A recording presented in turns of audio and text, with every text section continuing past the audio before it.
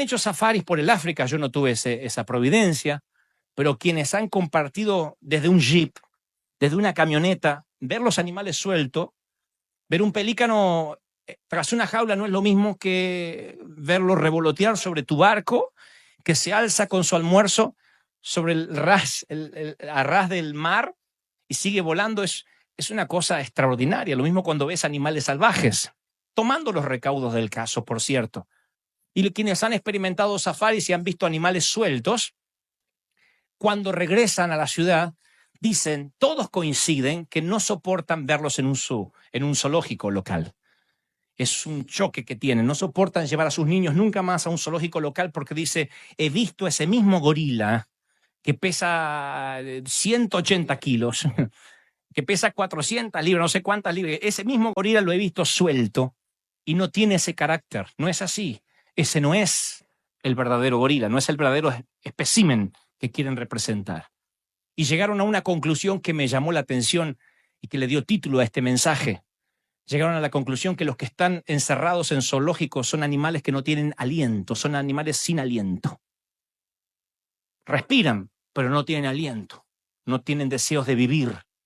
Son animales enjaulados, domesticados, han perdido la pasión con la que fueron engendrados.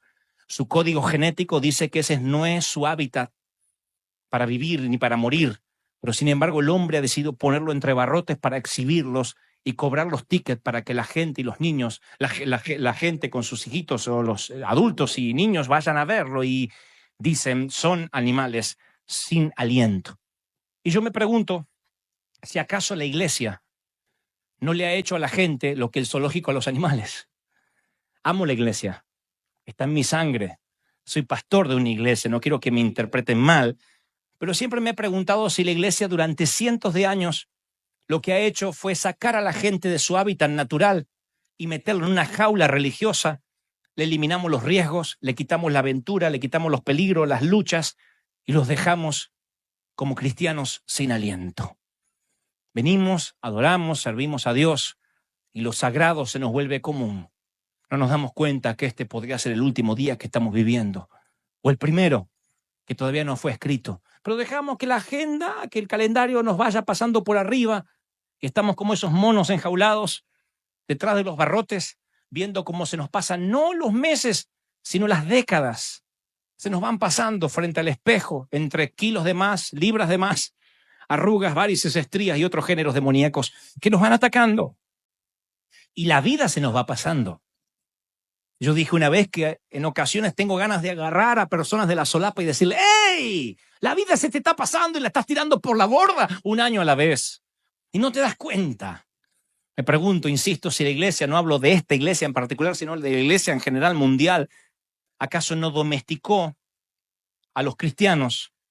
Y hay una parte nuestra que nos gusta la seguridad de la jaula. Nos gusta ir a una iglesia donde haya actividad para hombres, para mujeres, para niños, y sea una suerte de club que nos proteja de lo que ocurre afuera. Pero afuera es el hábitat natural. Jesús no murió para que en la cruz y resucitó al tercer día para que estemos más seguros. Él murió y resucitó para que seamos individuos peligrosos, para que vayamos a cambiar el clima, para que seamos como el río de Ezequiel, que sale del altar y a medida que se aleja del altar se hace más profundo y cambia la sociedad, cambia el clima, cambia la atmósfera, cambia la cultura. Para eso Jesús murió, para hacernos individuos más peligrosos. Y me pregunto si esa parte peligrosa, esa noción de aventura que nació con nosotros, no se ha ido muriendo y por eso lo sagrado se nos ha vuelto común. Cuando la vida se hace común, nuestros ángeles están aburridos, no actúan. Y yo creo que no hay nada que sea más la antítesis de la fe que el aburrimiento. Aburrimiento es lo contrario de la fe. Un famoso teólogo dijo que el aburrimiento era la raíz de toda maldad. La mente vacía. Mi mamá decía, la mente ociosa es taller de Satanás. Y yo creo que el aburrimiento indudablemente es la matriz de toda maldad. No se puede tener fe y al mismo tiempo estar aburrido. ¿Ustedes recuerdan al joven que llegó a Jesús? El joven rico. Y dijo, he guardado todos los mandamientos. ¿Qué me falta? Se nos escapa esa pregunta. ¿Qué me falta? Y es obvio que el muchacho sentía, siendo santo, Habiendo guardado todos los mandamientos, teniendo riquezas, poder, todo lo que trae el dinero, sentía que le faltaba algo.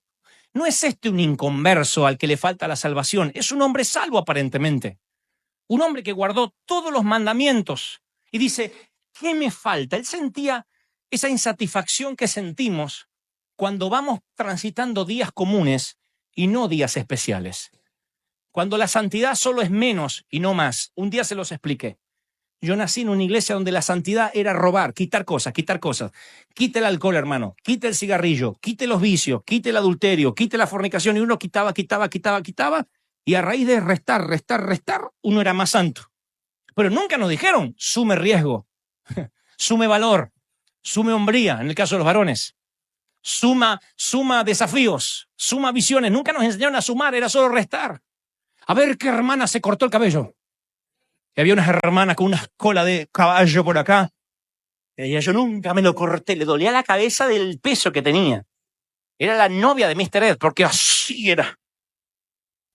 Nunca se había cortado el cabello. Bien, hermana. Ahora esa hermana no hacía nada en favor del reino. Restaba, porque quería mantener la santidad. Este joven me imagino que también tenía un evangelio de resta. Un evangelio donde él mismo describe, yo guardé todo, pero ¿qué me falta? Y el Señor dice, mira, para ser perfecto, anda, vende todo lo que tienes y dáselo a los pobres y tendrás tesoros en el cielo. Y se nos escapa lo que luego el Señor dice. Y luego, ven y sígueme.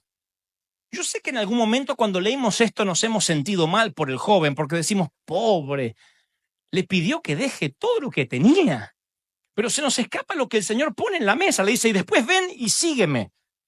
No es que le dice, ven, regala todo lo que tienes o véndelo, dáselo a los pobres y después quédate ahí. Le dice, después sígueme. Le está dando una contrapropuesta, está haciendo una oferta, una negociación. Y el muchacho prefiere quedarse encerrado en su jaula.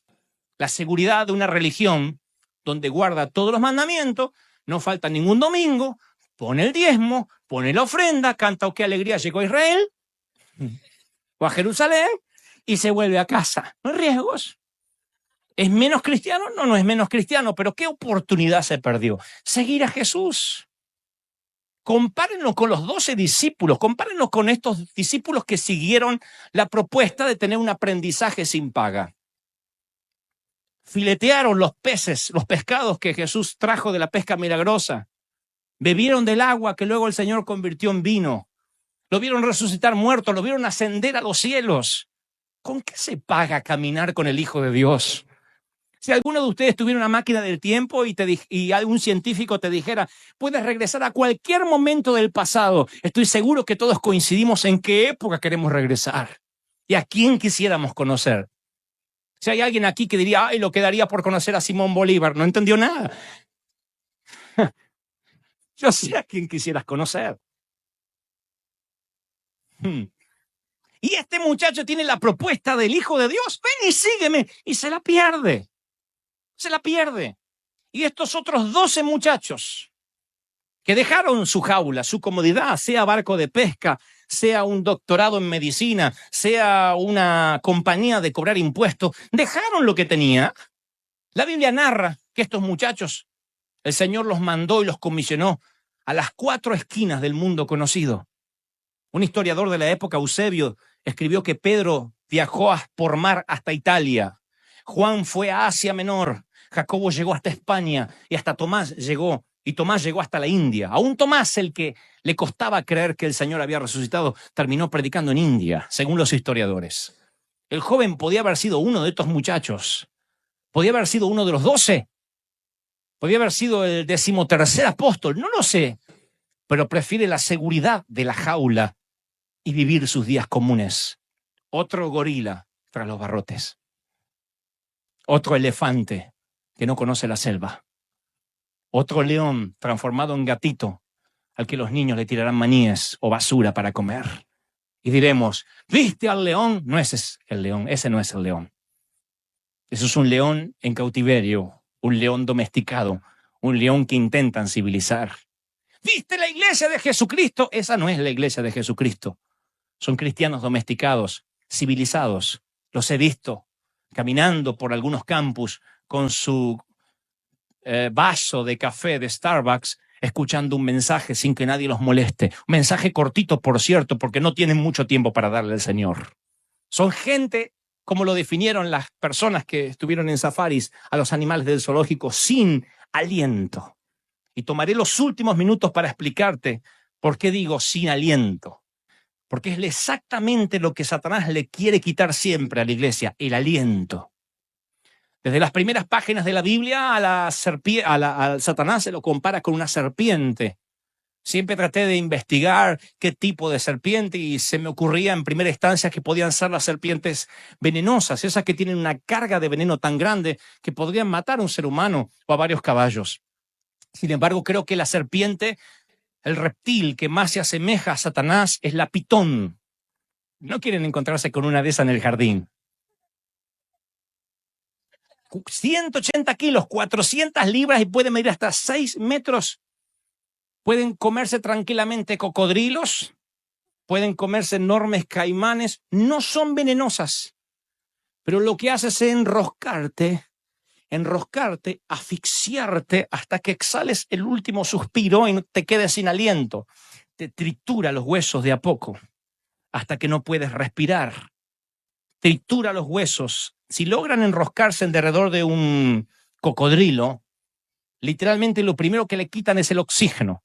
Cuando queda neutralizado porque ya no puede respirar y obviamente murió porque colapsa el corazón por un infarto, por falta de oxígeno, colapsa su cerebro por falta de oxígeno, entonces luego se dedica a triturar sus huesos. Y hay de los historiadores, pueden verlo los canales de documentales, que han visto a pitones tragarse literalmente una persona. Lo hacen de manera natural, la van tragando de a poco, porque literalmente lo que hacen es quitar el aliento. Por eso cuando la Biblia en las primeras páginas compara a Satanás con una serpiente, me lo imagino como una pitón. Y cuando hablo de lo que es un animal sin aliento detrás de las rejas, no puedo dejar de ver que el autor intelectual de Una iglesia sin aliento es la misma pitón antigua, que deja sin aliento a la iglesia. El enemigo lo que quiere es quitarte el aliento. ¿Cómo te lo quita? No te mata literalmente, pero trata de domesticarte, civilizarte, eliminar los riesgos. ¿Para qué vas a predicar? ¿Para qué vas a orar más? Si con la oración del domingo te basta. ¿Para qué vas a leer más la Biblia si después el pastor va a traer un buen mensaje que te va a alentar? Y trata de dosificarte el aire hasta que ya no puedas respirar. Por eso decía hace unas semanas atrás que uno debe inhalar y exhalar. Inhalar la palabra de Dios. El Espíritu Santo nos sopla desde la Biblia. ¿Y cómo exhalamos? Orando. Gracias, Señor. Gracias, Padre. Esa es la manera natural de respirar. Si solo inhalas, esto que es vida se transforma simplemente en un elemento intelectual. Esa gente cabezona que sabe todo de la Biblia, sabe hasta el color de sandalia que usaba el apóstol Pablo, pero no conoce la presencia de Dios. Y después está el otro, el que nunca sabe cómo inhalar y solo exhala. Y las oraciones son huecas porque no hay depósito. Señor Jesús, te pedimos, Padre, que nos bendiga, Señor. El diablo quiere asfixiarte para quitarte el aliento. La segunda cosa que quiere hacer es silenciar tu voz. Eso hace la pitón, tritura. Y pierdes la capacidad de pedir ayuda, la capacidad de gritar. Sé que ustedes están pensando, diciendo, si me encontrara con una pitón en la selva, yo gritaría tanto que asustaría a la serpiente. Lo primero que hace es perder la capacidad de pedir ayuda, porque al irse el aliento de tu ser, de tu físico, tus cuerdas vocales ya no pueden funcionar correctamente y silencia tu voz. La pitón lo que hace es quitarte el aliento, y cuando te quita el aliento, lo primero que pierdes es el idioma espiritual. Si en tu casa no se habla el lenguaje espiritual que se habla aquí los domingos, tus hijos perderán el idioma y perderán la cultura espiritual. Nuestros hijos no hablarán lo que hoy nosotros hablamos, no conocerán la presencia de Dios. No bastará 3 horas a la semana, 2 horas en un servicio dominical para que tus hijos no se pierdan. Necesitas hablar el idioma espiritual en tu hogar. Atarás esto a las tablas de tu corazón, lo atarás a tu cuello, lo escribirás en las tablas de tu corazón, los pondrás en los murales, en las frentes, repetirás esto a tus hijos y a tus nietos. Es un mandamiento de Dios para que no se pierda la cultura. Y si tus hijos nos ven como esquizofrénicos, que aquí alabamos a Dios, pero que en la semana maldecimos, que aquí levantamos las manos, pero que en la semana ni siquiera nos acordamos de orar o tener devocionales o leer la Biblia, entonces ellos ni siquiera tendrán el evangelio como un segundo idioma. Y la pitón, señores, le habrán quitado el aliento a tus hijos. Monos enjaulados, gorilas detrás de los barrotes, nombre de cristianos, pero que no lo son, creyentes nominales. Le habrá quitado la respiración a tus hijos. Y tú dirás, pero si yo iba a Féborda, ¿y cómo que mis hijos no están sirviendo al Señor? Es que no pueden aprender un idioma hablándolo una vez a la semana. Hay una generación que no entiende el idioma porque sus padres han dejado de hablar el idioma espiritual en sus hogares. Y cuando se corta el oxígeno espiritual en un hogar,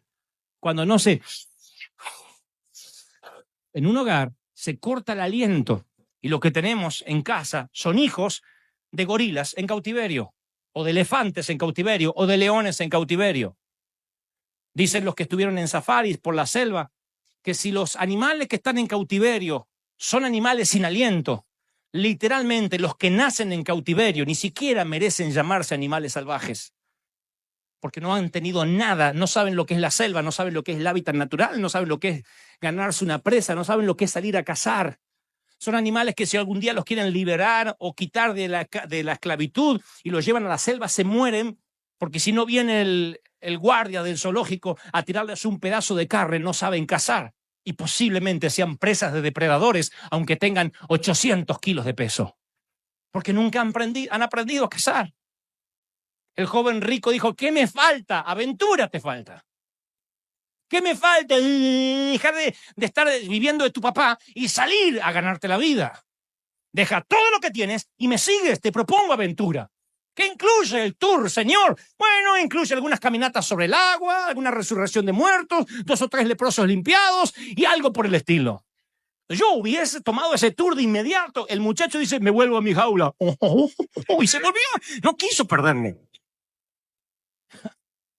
¿Por qué? ¿Por qué vuelve a su jaula? ¿Por qué vuelve a su jaula? ¿Por qué no se da cuenta que este es el primer día de su vida? Porque todavía no transcurrió. Y el último, ¿por qué no volverá a transcurrir? No se da cuenta. No sabe que el tiempo se le acaba. Son los que creen que en lugar de los hechos de los apóstoles es la idea de los apóstoles, los congregantes de los apóstoles. Las teologías de los apóstoles son los hechos. Dios nos está hablando desde que nos vino el segundo manto apostólico a que edifiquemos sobre los hechos. Hay que hacer, hay que predicar, a salir estratégicamente y decir, yo tengo que hacer que la vida valga la pena, que si yo estoy respirando, tengo un sentido. David está intentando llevar el arca a Jerusalén. ¿Conocen la historia? Algo sale mal, una persona muere en el intento y él decide no tocarla y la pone en la primer casa que da a la calle. Golpea la puerta y le dice, perdón, ¿podríamos dejarle el arca a usted? Obed-Edom, el campesino, dice, por supuesto, déjemela. Su majestad, no hay nada que yo no pueda hacer por usted. Y el arca estuvo 3 meses en la casa de Obed-Edom. Y literalmente dice la Biblia, el arca estuvo en la casa de Obed-Edom 3 meses y bendijo Jehová la casa y todo lo que tenía. Algo anda mal si todo lo que sucede en February no sucede en tu casa. Una dosis de domingo no te va a llevar adelante. Si en tu casa no está la presencia de Dios, tu hogar está sin aliento y tu hogar, lo diré así de una vez, tu hogar está abierto a un ataque. Estás expuesto a un ataque de cualquier índole. El vallado está abierto porque no está la presencia de Dios. La presencia de Dios no la puedo llevar, no puedes decir que me venga a visitar un pastor a ungirme en la casa. Tú la llevas como sacerdote, como sacerdotisa, si eres viuda, madre soltera, tú llevas la presencia, tú le abres, tú eres el anfitrión que pones la presencia de Dios en tu casa. Dios dice, es tiempo que me lleves a tu casa. Quiero bendecirte como Obed-Edom, no solo a ti, sino a todo lo que tienes. Desde el lunes, martes, miércoles, quiero bendecirte, quiero bendecir a tus hijos para que no tengan relaciones prematrimoniales, para que no se droguen. Quiero bendecirte. Quiero que estar en tu casa, quiero hacer hábitat allí. Obed-Edom tuvo 8 hijos. 8 hijos, ninguno se perdió. Y la Biblia dice que eran poderosos hombres de valor. Si llevamos la presencia de Dios a casa, la atmósfera empieza a cambiar. Una atmósfera que se repite, les dije, genera un clima. Y un clima que se repite genera una cultura. Una atmósfera de calor genera un clima tropical y un clima tropical genera una cultura tropical hasta para vestirse. Más clarito, hay que echarle agua. Un clima espiritual en tu hogar genera un clima espiritual. Y quien llegue a tu hogar no le dan ganas ni de insultar, ni de mirar pornografía. No se atreve a hacer algo malo porque aunque esté en la intimidad, en un lugar oculto donde se apaga la luz de la habitación, sabe que Dios lo está mirando porque está en territorio santo. Dios le dijo a Moisés, esta es tierra santa, quítate las sandalias. Y les dije el domingo pasado, ni siquiera era la tierra prometida. Pero uno de los nombres hebraicos para llamar a Dios es el lugar. Donde Él se presenta, ese lugar es santo. ¿Qué hace falta para que tu hogar sea santo? Que Él se presente y que Él se pare. ¿Están conmigo? Dígame amén. ¡Aleluya! Y por último, Él querrá detener tu alabanza. Te asfixia. Te cierra la boca y quiere detener tu alabanza. Mi pasaje favorito, y se los quiero regalar, mi episodio favorito respecto a la adoración está en el libro de Zacarías 14:17. Zacarías 14:17 es asombroso porque es como un disparador de lo que está ocurriendo aquí en Fébor. De Zacarías 14:17, literalmente dice lo siguiente: y acontecerá a los de la familia de la tierra que no subieran a Jerusalén para adorar al rey, no vendrá sobre ellos lluvia. Las familias que no suban a Jerusalén para adorar a Dios, no vendrá sobre ellos lluvia. Esto es tan sencillo como que lo entienda un niño. Sin adoración no hay lluvia. La adoración es una nube que genera una atmósfera y cuando se acumula lo suficiente empieza a llover. Y necesitamos generar lluvia. Fébor tiene que ser gente hacedores de lluvia. En los brujos, los indígenas, los nativos tenían un brujo que hacía para ver si podía descender la lluvia. Llamemos al hacedor de lluvia. Y a veces tenía razón, porque a veces justo estaba por llover y tenía razón. Ahora Dios dice, los verdaderos hacedores de lluvia están en mi iglesia. Porque cuando suban a adorar, se genera una atmósfera, se acumula hasta que empieza a llover. Nuestra familia, vecindarios, tu hogar necesita estar mojada bajo la lluvia. Si me invitaras hoy a almorzar a tu casa, dicho sea de paso, hace mucho que nadie me invita a almorzar, pero si me invitaran a almorzar a tu casa, yo tendría que entrar y decir, ¡wow! Es la misma presencia de Dios de Fébor Day. Lo mismo que se sentía en el Hilton. ¿Por qué? Porque está la misma atmósfera, el mismo clima, y hay lluvia. Usted dice, ¿qué tiene que ver la lluvia con los gorilas tras los barrotes? La Biblia dice, todo lo que respira. ¿Qué? Alabe a Jehová. ¿A dónde va a ir Satanás a atacar? A la respiración, al aliento. ¿Para qué? Para que no alabes. Y si no alabas, no hay nubes. Si no hay nubes, no hay lluvia. Acabamos de desnudar a Satanás otra vez. Todo lo que respira, alabe a Jehová. No respirarás, dice, no respirarás. Te encerraré tras los barrotes, pero tú dices, yo soy libre, libre, libre, libre, libre, free, free, free, free, free, free. ¡Yes! ¡Vamos, leones de Judá! ¡Vamos! ¡Vamos! Esta es la selva de Fébor Day. Nadie nos va a domesticar. La gloria de Dios está con nosotros y todo lo que respire, alabe a Jehová.